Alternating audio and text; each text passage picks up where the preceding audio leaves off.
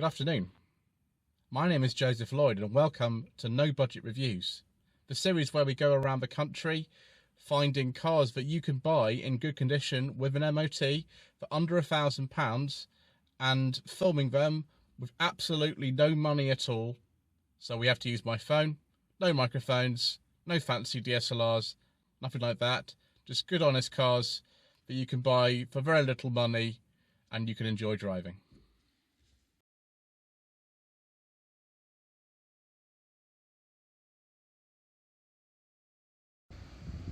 Well, viewers, sometimes no budget reviews can be extremely sensible, and today we are being very sensible. This is a 2005 Vauxhall Vectra 1.8 Life.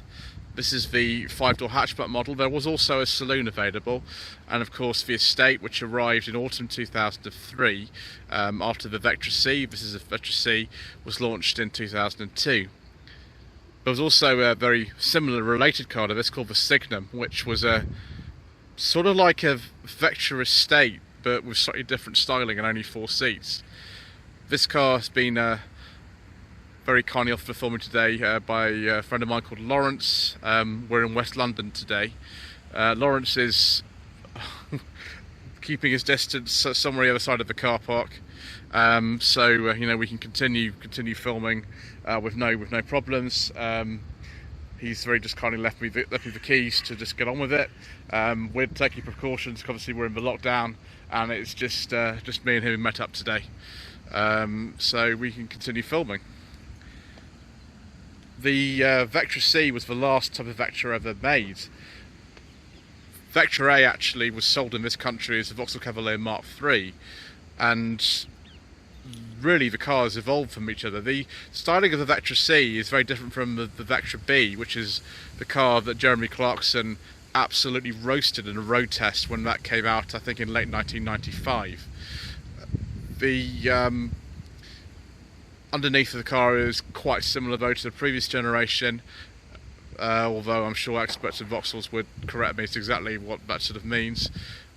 One of the things though I can tell you is that the engine in this car is very similar. It's a 1.8 Family 1 Ecotec engine developing 121 horsepower. We'll take a look at that in a little while. If we look at the interior, it's actually very similar to the Astra H, which came a couple of years later, or the Mark V Astra is sometimes called. I had an Astra H twin top for a while earlier this year, and so I'm pretty familiar with them, and you know, bits of the switchgear in here are identical, such as these stalks. I don't recall if this car's got automatic wipers in it. It doesn't have automatic lights for sure, it's just got normal lights, but those switches are the same. Annoyingly, they're the sort of one-touch type, which I don't like at all. It's not really my favourite. Very clear dials though in here, and this being towards the bottom of the range, the Life model, we haven't got too much going on the dashboard. And we've got very sort of basic and easy to use controls for the air conditioning. The screen in the middle of here is absolutely tiny. It's really small, sort of saying you should have gone up a few trims. And we've not got a leather steering wheel or anything, we've just got a normal plastic one. We do however have controls for the stereo. This has been changed because when Lawrence bought the car, this is actually a car I helped Lawrence source back in I think early 2019 it was, a long time ago now. Paid under £1,000 for this car, which isn't pretty that bad. They're not worth a great deal these days, Vectra Cs. We've still got quite premium things like a soft touch top of the dash, and all models had cruise control, and every single one of them also has 6 airbags, which is very good.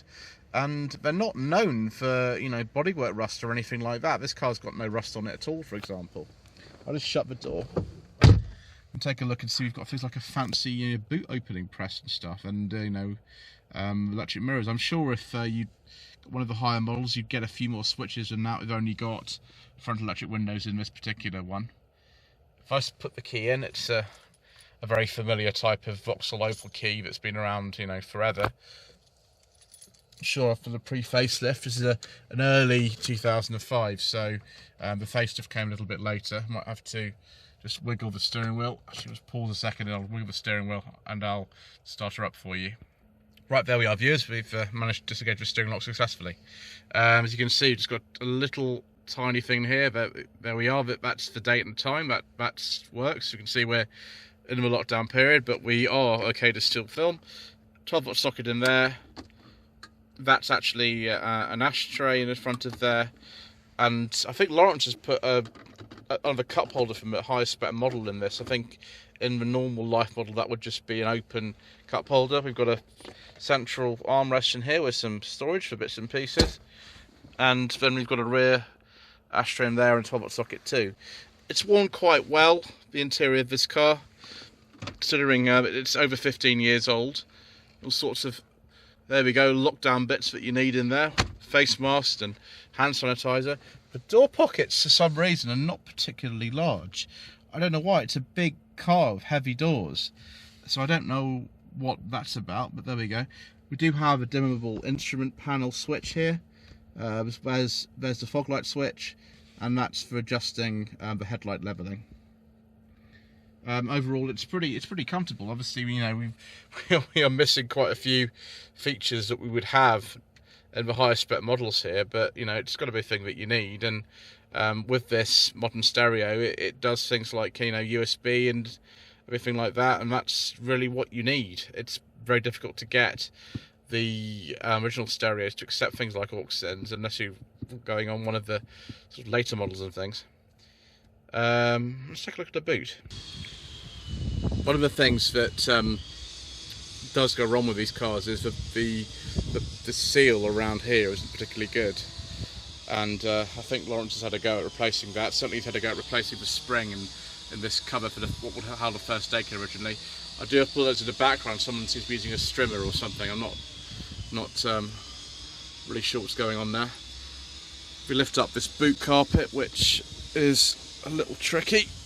I think it's, there we go. You can see we've got a full-size spare wheel, sorry, a space saver under there, which is good. 500 litre boot. It's actually not as big as the one in my old Seat Toledo, which is a surprise because this is a bigger car and it's a sort of, you know, larger class. But there we go. Lawrence has got an Alpine unit in there. I think that's an amp, and he normally has a sort of a bass speaker in here. It's so large you could put one of those in very easily. He has replaced the struts on this car. They obviously are they're an issue that go, and I'll show you another one when I just close the boot. It's quite heavy. There we go. Obviously, you know, it's one of these ones where you can't really see out the rear window very much. It's quite a long car, so this one doesn't have parking sensors, but obviously I would recommend you maybe look at that.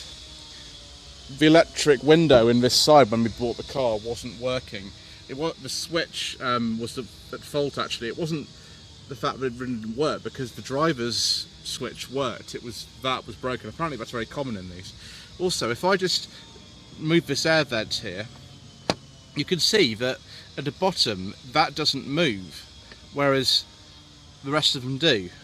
And all the vents on the car are like that. That must be a really common fault with these as well. Right, let's get in the back.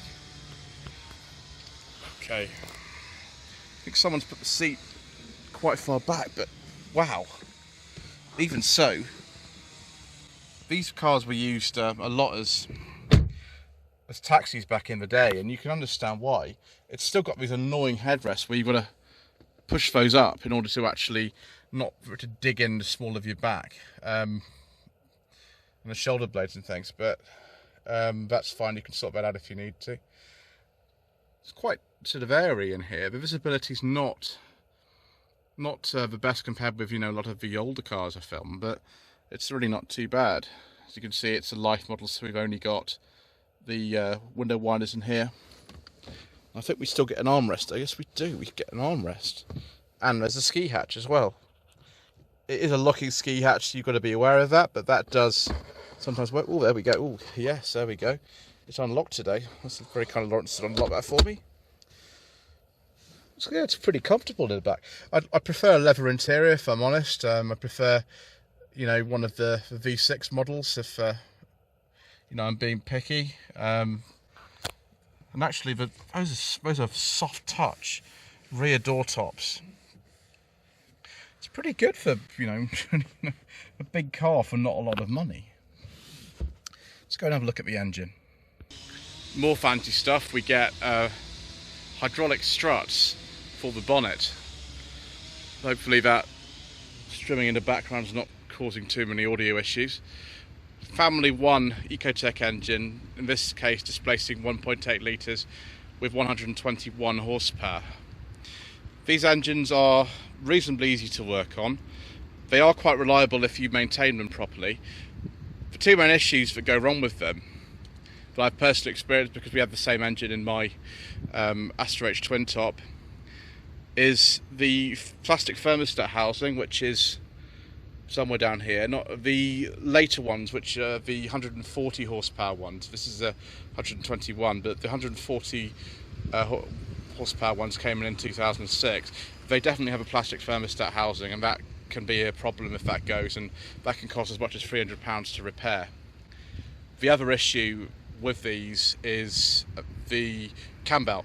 Now that has to be changed, I think, in about 8 years or about 70,000 miles. This one was actually done just before Lawrence bought the car, which is really good. So the unusual design of it, which is that actually the water pump is a tensioner of the cam belt system, means that if you don't change it, your water pump goes, and if the cam belt were to break, and then of course your head gasket then fails, and so, you know, that's not really very desirable. But apart from that, it's not that bad. Also, you've got to make sure there's enough room in a car like this for a big V6, and there certainly is. You can see where they'd plonk a 2.8 or 3.2 V6 in there. Right, let's go for a drive.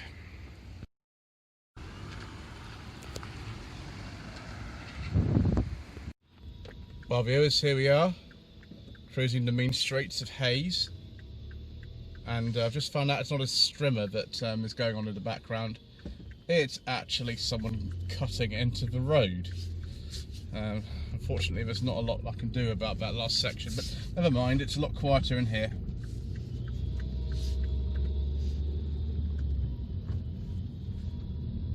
So the engines available in one of these Vectra Cs were this 1.8 litre Family 1 or Ecotec engine, which develops 121 horsepower, later 140 horsepower. Then there was a 2 litre turbo engine that was, I think, actually a Saab developed unit. Obviously underneath here the platform was used for a great deal of other cars, including I believe the sort of various Chevrolets and things like that. Ooh, we got automatic wipers or something going on here, or we just got a very enthusiastic. Ooh, it's fancy that. It's because it's not a physical kind of stalk for the wipers. It makes sort of noises when it goes into various different bits. So yes, the 173 horsepower 2 turbo engine. It's very rare in these, but apparently that's quite good. Then there was a 2.2 litre. That was a non-turbo engine that developed 145 brake horsepower, and later 154 horsepower. I think after the 2005 facelift that was. Then there was a 3.2 litre V6, which sounds fantastic to me. I would love to have a nice big V6 in this car. That was 208 horsepower, but only lasted, I think, until 2005. That was then replaced with a 2.8 litre V6. I believe that was 230 horsepower. Now, that was about when the VXR model arrived, and that was crazy. They also used a 2.8 litre V6, but it started off, I think, with 250 horsepower, then went to 280 horsepower in 2006. So yeah, it's pretty crazy, really. Pretty crazy. It's not the sort of thing that you know, we would normally talk too much about on Tweed Jacket reviews or anything like that, or even no budget reviews, because they tend to do very sporty cars. But it does sound very interesting to me. Then, of course, there were some diesels, principally I think 1.9 units were shared with Fiat at the time, but as usual, we don't talk about diesels on this channel.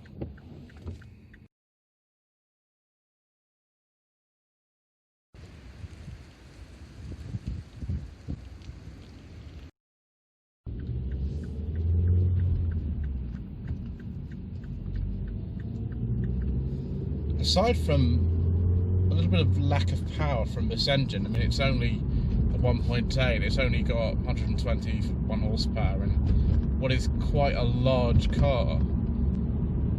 It's pretty good. The ride is very composed.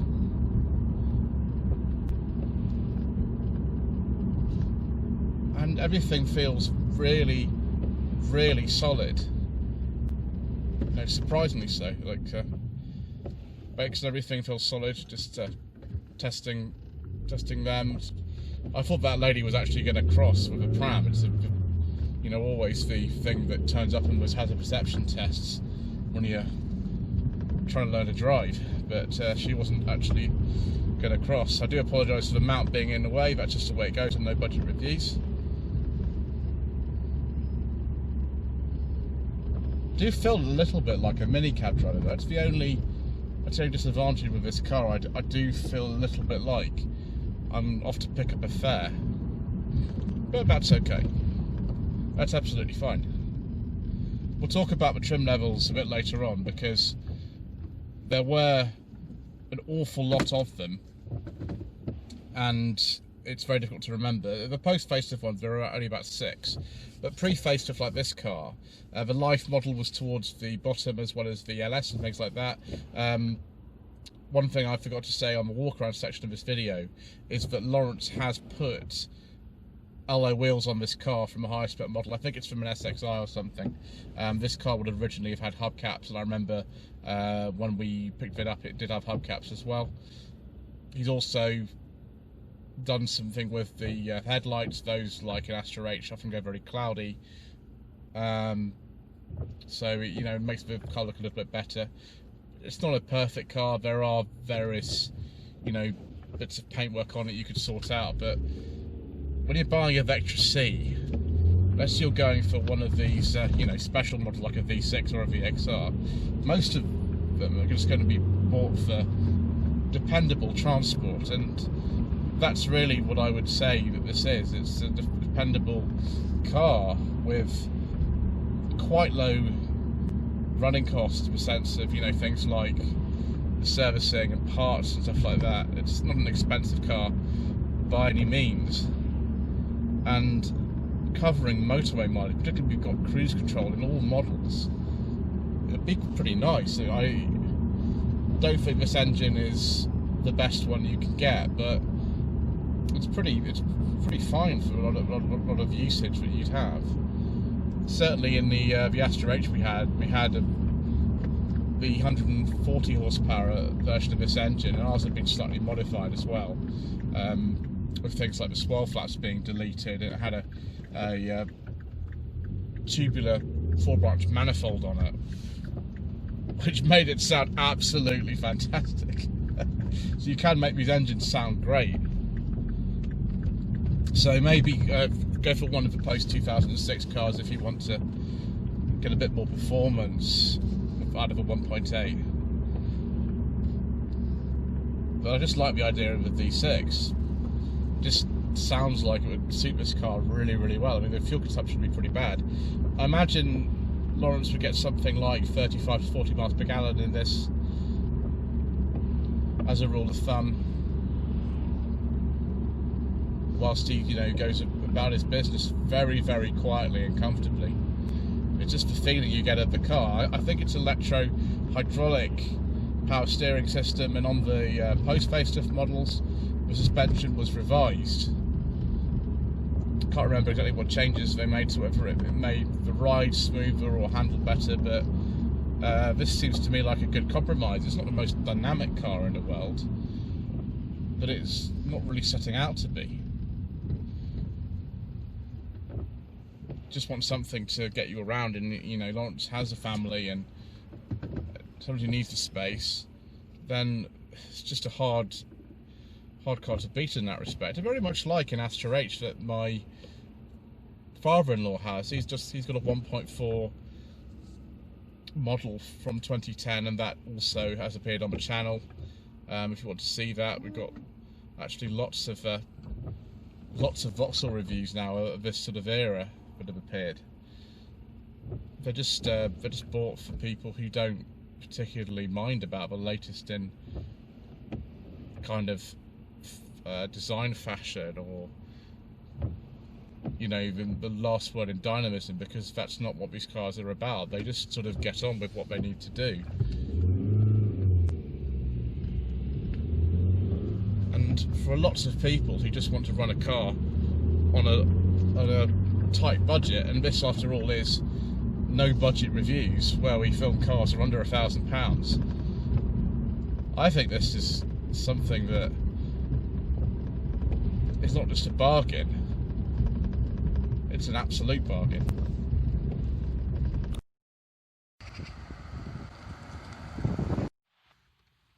Right viewers, it's time to look at some Vauxhall Vectra C trim levels. There are an awful lot of them, particularly in the pre-facelift cars. What's interesting actually is that there was only one trim level in the post-facelift cars, but didn't appear with the earlier ones, and I'll highlight that. And as we go through these, there are 16 trim levels. I'll tell you which ones actually were available in the post-facelift ones. So we have Active, Breeze, Club, Design. Those two were available on the facelift. Elegance, Elite, that would be the one that's you know, more common with the V6 models, and that's again a post-facelift trim level 2. Energy, Expression. They really like the trim level starting with an E for some reason. GSI, Life, like this one, that was also available as a post-facelift, and that was the base model for the post-facelift ones. LS, SRI, that was available as a facelift. SRI Edition 100, I presume that was to commemorate the 100th birthday of Vauxhall building cars, which I think was in 2005. SXI, VXR, of course, and then Exclusive, which was facelift only. One of the things that I didn't realise until just now was that it's been raining during the test drive, and we've come back, and the rear wiper comes on automatically when engaging reverse gear, and one of the first cars to do that, I think, was the Corsa C that was launched a few years before this. So nice to see them incorporating all the features into this particular car too.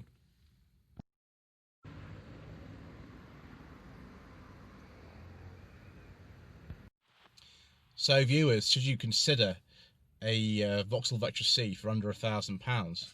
Well, I don't see why not. I mean, you obviously got to make sure that the service history with a car like this is up to scratch, and that someone's looked after it. And if you're looking at things like the Family 1 engine, make sure the cam belt's been done, make sure the thermostat housing isn't leaking, and just make sure it's been well looked after. A lot of these cars, I think, have been used as private hire vehicles. It's easy to see why. There's lots of room in them, and they're very comfortable, and they do drive quite well.